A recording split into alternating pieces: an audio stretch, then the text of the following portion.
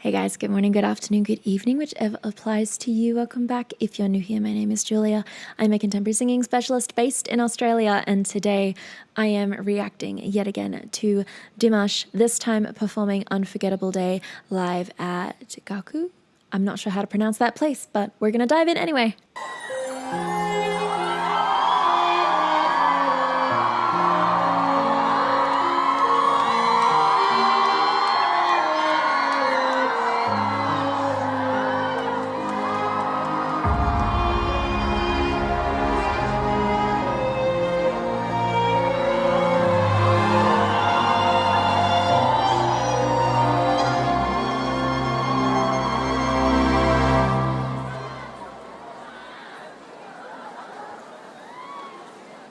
Bir көркеммен ғашық болдым өзіңе, еркелеген балдай тәтті сөзіңе, қылығыңмен баурап алдың жанымды, қарай бердім нұрға толы жүзіңе.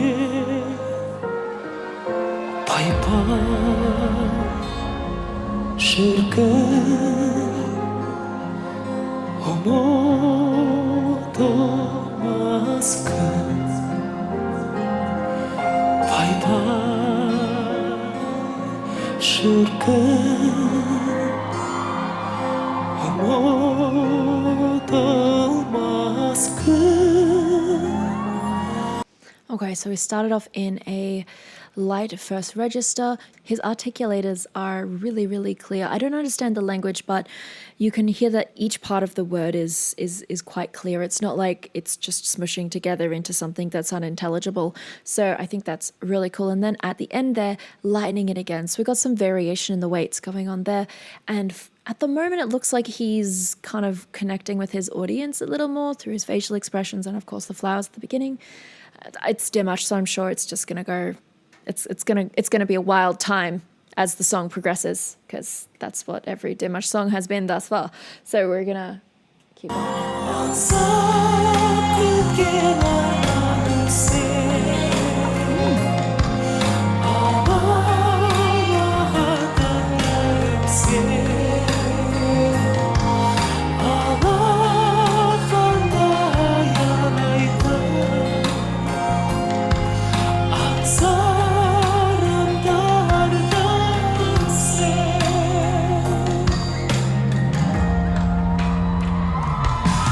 Жүрекке ешкім жүргіз алмас әмірі, сөндір алмас сезімімнің жалынын. Бақыттымын бұл әлемде сен екен, тағдырыма тарту етсе Тәңірім. Пай-пай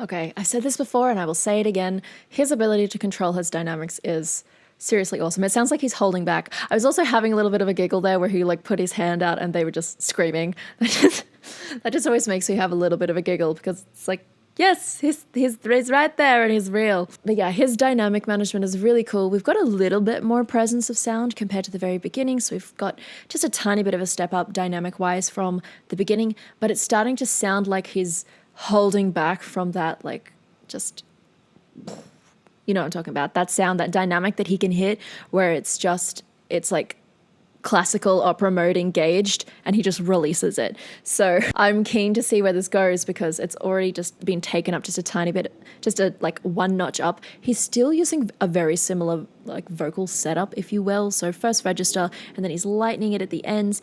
Every now and again we get a very soft mix. When the voices behind him were coming in, that was a really soft mix that he was using there. So yeah, we'll keep going.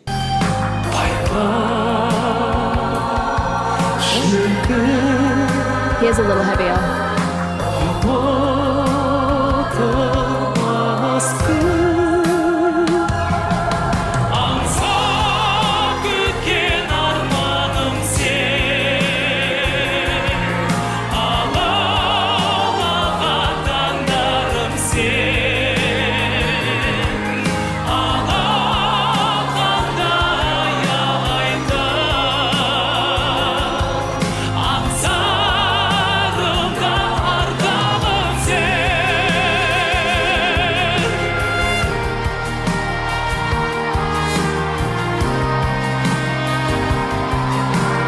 Dude's on his knees and he's still like dynamically flawless.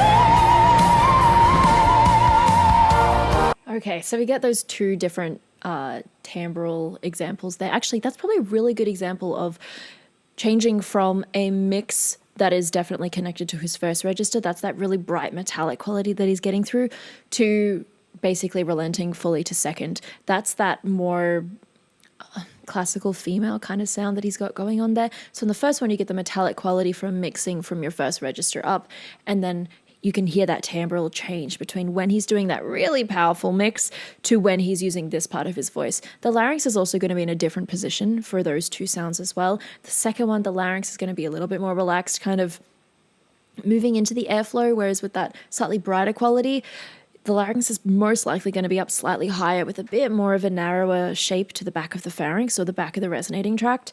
So, you know, there's a few little laryngeal things that are going on there between those changes. It's not just, okay, he's going from mix to second, he's also changing the setup for that particular sound. So, I mean, his familiarity with which setup creates which particular sound is clearly really, really well established for him as part of his technique. So, yeah, that's...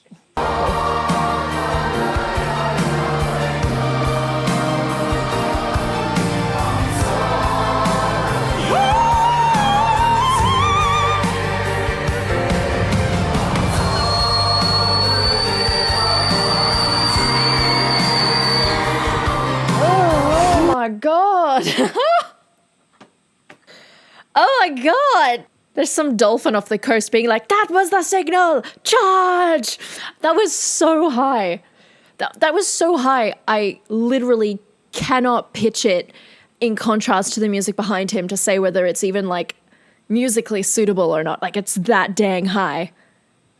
Oh my God. Wow. Wow, wow, wow, wow, wow, wow, wow, wow, wow.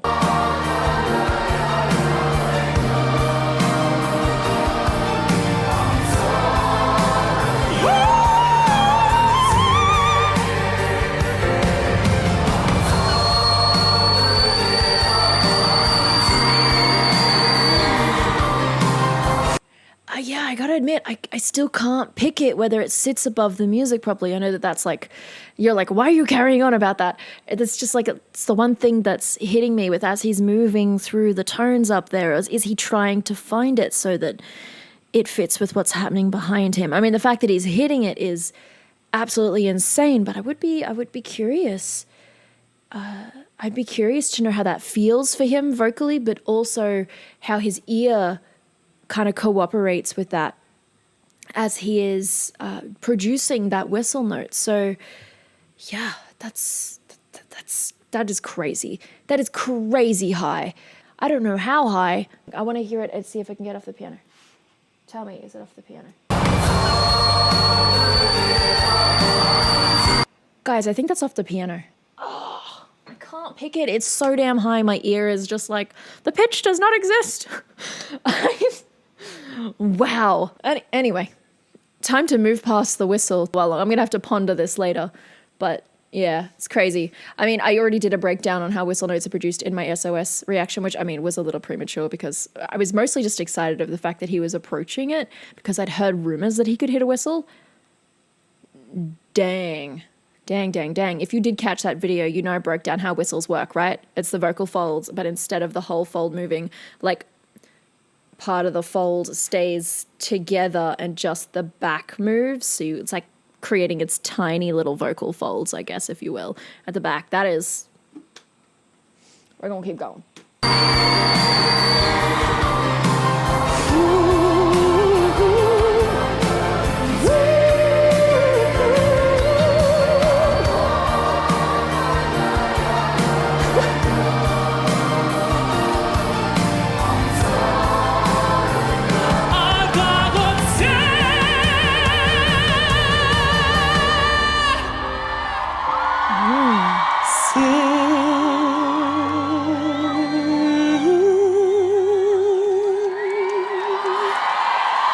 Even with the end there, demonstrating that like full-on, like a classical mode engaged into a slightly more metallic mix at the end, and then right there, moving between those two weights at a slightly softer mechanism or a lighter mechanism.